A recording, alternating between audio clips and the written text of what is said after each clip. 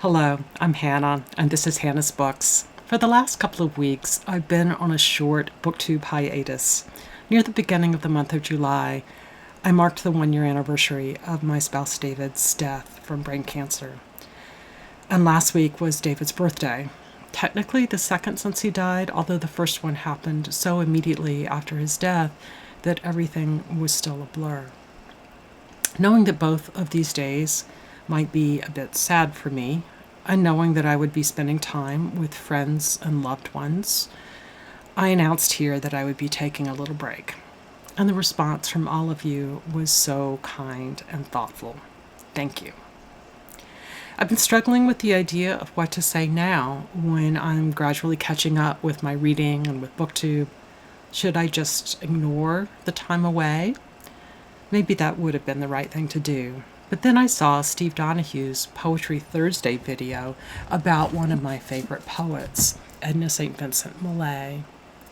Perhaps I'll talk a bit more about her and her poetry at some point in the future. But Steve read out a couple of her poems, including one I've recently been thinking about quite a bit, entitled Time Does Not Bring Relief, You All Have Lied. It's an amazing poem, and Steve's reading of it is very powerful and yet also quite simple and direct. It made me cry, and I hope you will go listen to it. It actually moved me enough that I've decided to make a sort of catch-up about my grieving and my remembering.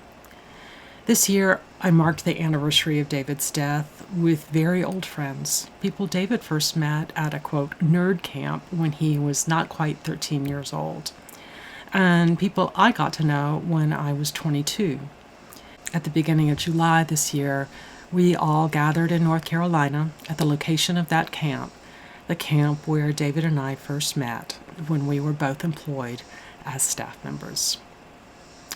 This group has a reunion every summer, which David and I used to go to regularly. It was wonderful to be with them this year.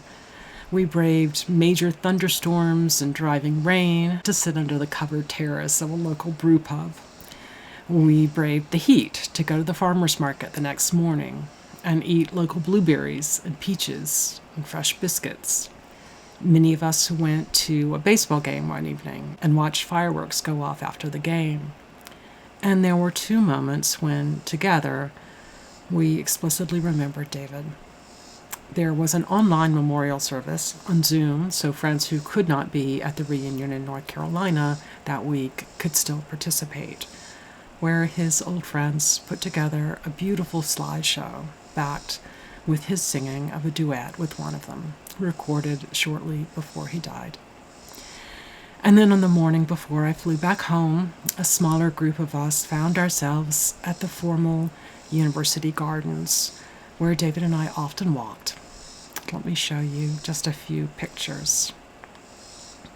I just called this place a formal garden, but only a certain section is formal.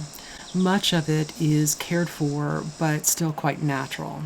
These wilder areas were our own personal favorites, where we used to walk by ourselves almost every morning we were in town. For the memorial walk this month, though, my friends and I focused on the more public areas. Since I was last there, the formal part still looks formal, but it now contains a great number of indigenous plantings, as well as some plantings that aren't necessarily native, but which don't require extensive watering or extra fertilization, etc. I wish I had a photo from a few years ago, but now this area includes not only beautiful flowers, but also corn and sunflowers, and even beautiful flowering plants related to tobacco, plants that all grow quite readily in this particular corner of the world. I love the vibrant color of hibiscus blooms. And I also love the lack of color of the dusty miller. Despite what it looks like, this picture was taken in full color. And there were bees everywhere, enjoying the blooms at least as much as we were.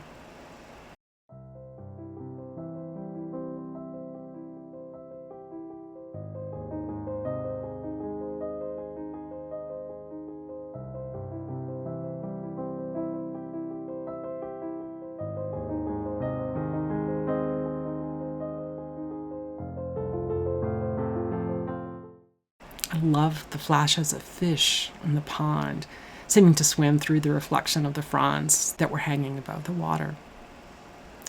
And my favorite find of the walk was a plant with enormous green leaves, veined in purple, and with a series of thorns emerging from those veins. I don't think I've ever seen anything like these leaves.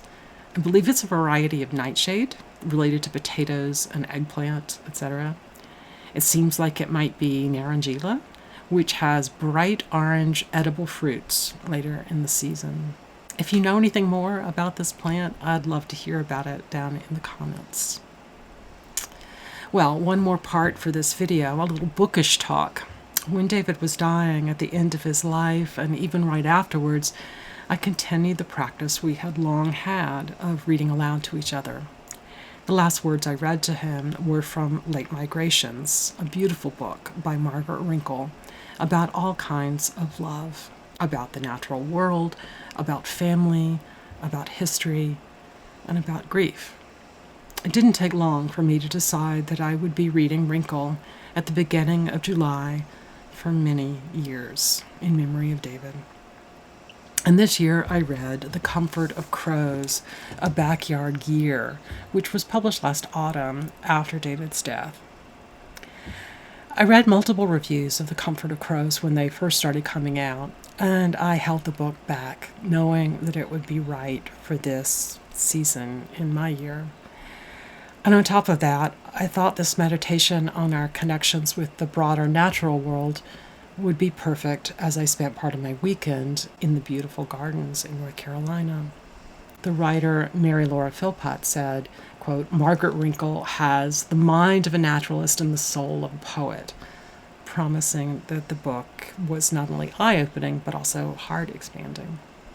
It is a lovely book, but I think I made a mistake. Because I thought of Renkl as a writer to be heard rather than to read silently alone, I decided to pick up the audio of her book, read by the author herself. Now, I'm sure that many of you would love hearing Renkl read this book aloud and feel so personal and immediate. But to be honest, for me, I wanted a different tone. When I read Late Migrations aloud, I was close to tears the whole time. Actually, I might have read a few passages here on this channel back then, and if so, I will link to them. Anyway, Late Migrations felt like a book about sadness and loss, or at least about nostalgia. Part of that tone came from the text itself, the storyline itself. The Comfort of Crows might not actually be all that different in its subject matter. What was different is that Renkl sounds joyful in her appreciation of the world, not mournful. And as weird as it might seem, joy was not what I personally wanted right then. So just to make clear, I hope the joyful appreciation is exactly what you want, and it may be what I want sometime. And she does it beautifully. But I just needed a few days to cry first. Do y'all ever feel that way about books? That you just need something in the right emotional register at particular moments? I very rarely have reading slumps, but I suppose that is sort of what was happening to me over the past couple of weeks. I found it relatively hard to concentrate on much of anything for a little while. So I talked about it over Voxer with a friend who steered me to exactly what I was needing. You may have already guessed what he recommended: a rereading Charlotte Bronte's Jane Eyre. This time I didn't read it linearly at all, just poked in and out of my favorite scenes. That moment when Jane is alone and hearing the voice of the person she loved and wanting to be with him, well, it hit me in a different way this time. You know, I kept hesitating when I thought about making this video, afraid I might talk myself back into the sadness. I really am doing well in general. I have some exciting travels planned over the next several months, and people visiting me here as well. And of course, I have an amazing community of friends and neighbors surrounding me. As for my bookish life, I have all of you, for which I am amazingly grateful. And I'm totally over that brief reading slump. Jane Austen July just couldn't have come at a better time to help cheer me up.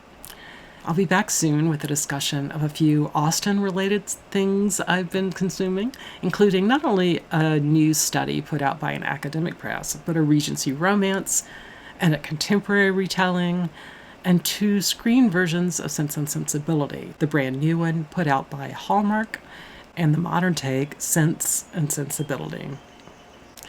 I also have a box full of books I've been trying to keep separate.